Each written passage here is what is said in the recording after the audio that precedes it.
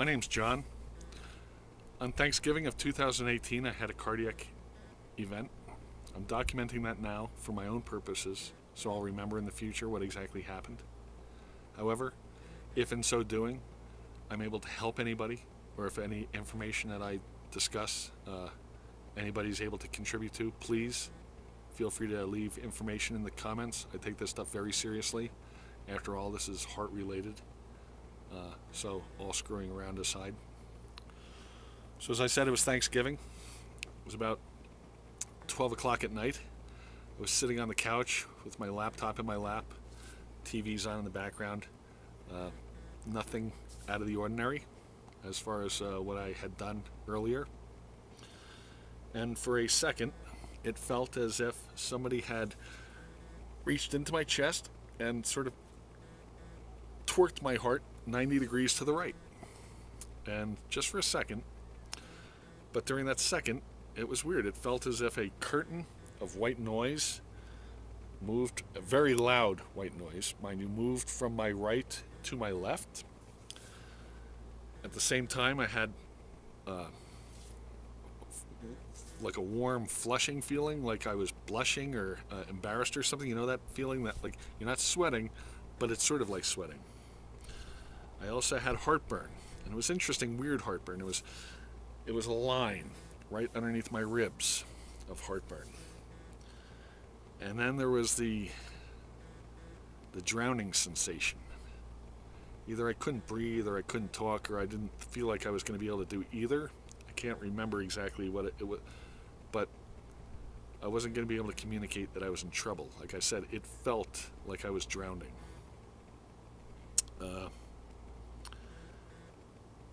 And then I guess that was it. And I sat there for a few minutes and I thought, what the hell was that? What was that? What was that? And about 5 minutes later, it happened again. The exact same thing. With the exact same experience. The white noise, heartburn, the ringing of the ear, the drowning, sort of unable to breathe thing. And at this point, I had figured out, like, this is heart related. Oh, and that's the other thing. The pain in my chest was indescribable. It felt, as I sat there, it felt like I was going to die. So basically what happened was I sat there awake for the next 4 hours, worried that the big one was going to come. And that if I went to sleep, I was going to become one of those people that, they passed away peacefully in their sleep. And I thought at 54 years old, I am too young for that shit. So I'm going to stay awake and we're going to figure this out. So I looked on the internet to see what was going on. It's interesting, that night though, at some point, I also had what I would describe sort of as like empty burps, or like or a retching, like a gassy kind of like pat me on the back thing, and nothing happened. There was no burping experience or no vomiting or any of that, but it was like that. It was kind of weird. So I went to my general practitioner as soon as I could get an appointment, and she hooked me up to an EKG machine, and that machine came back and said I had slow repolarization, and the heart pumping experience is a phase, if you will, various contractions and ventricles opening, all sort of crap that I'm not going to get into at the moment. But if that whole experience represents a phase, slow repolarization is a slow resetting of going back to square one, if you will. And I don't know exactly what that means beyond that. So the interesting thing is, after those 2 nights, or after those 2 events on that one night, I had persistent heartburn for about the next week and a half or 2. It was, like I said, a very narrow band right where I would say my diaphragm was, not the typical sort of esophagus kind of heartburn.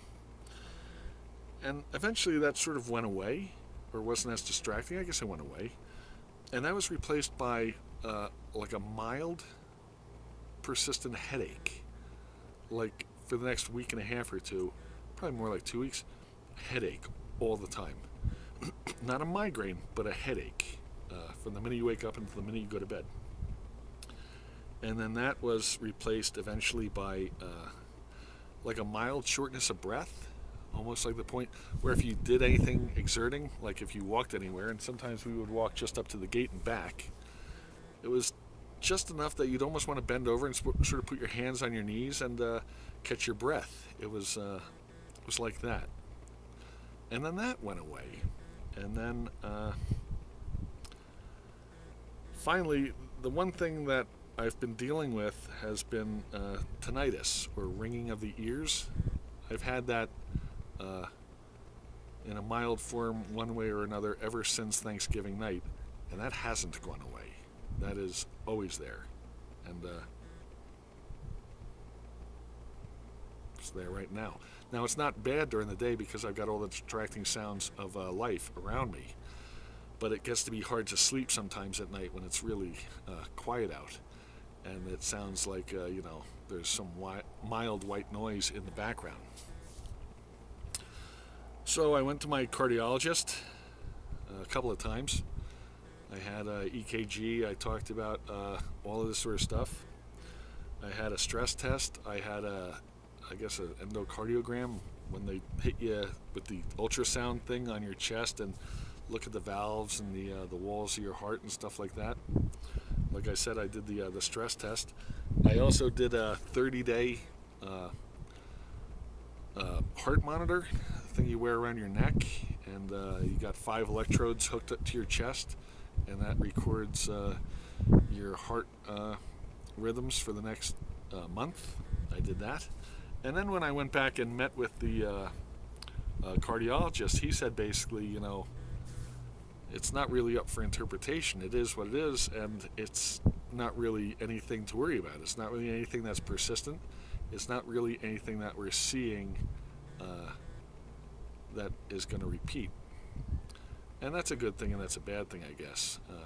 The good thing is that they weren't like, oh, you need a pacemaker or you need a bypass or anything like that. The bad thing is that without any firm understanding as to what caused it, there's no real way to know how to avoid it. My thoughts as a person who sort of reads too much on the internet is that I have kidney stones, or I had them in the past, and so in keeping an eye on that, I am aware of the fact that my potassium levels were, calcium levels were a little off in early November. And we had just eaten a Thanksgiving meal, which is a lot more food than I typically eat. And so again, perhaps my blood chemistry was slightly off because, from eating that meal, and maybe that caused the cardiac event. Now, it's interesting. I didn't have a heart attack. A heart attack is a fatty blockage of the veins supplying blood and oxygen to the heart. That's what a heart attack is. Cardiac arrest is an electrical abnormality to the muscle of the heart, and that's more in line with what I had. So here we are. It's March 24th, or I guess 24th, and I feel fine. I feel better. What I have done since Thanksgiving is I've knocked off all the bullshit, if you will. And, I don't really drink anymore. I don't eat anything that's weird. I don't go looking for anything that's weird, meaning I don't put salt on my food anymore. If the food I'm eating has salt with it as part of the preparation process, so be it. But I don't put salt on anything anymore. Same with sugar. If I'm going to eat oatmeal for breakfast, it's just going to be plain oatmeal. I don't go looking for a sweetener. But if somebody hands me a Coke or something, I will drink that. But I'm not going to go out and buy a 6-pack of Cokes or an individual Coke. I won't look for it. I won't pursue it. But I'm not at the point of avoiding it yet. And the funny thing is, just doing that, I've been able to drop my cholesterol levels by 25 points in the course of about 3.5 weeks.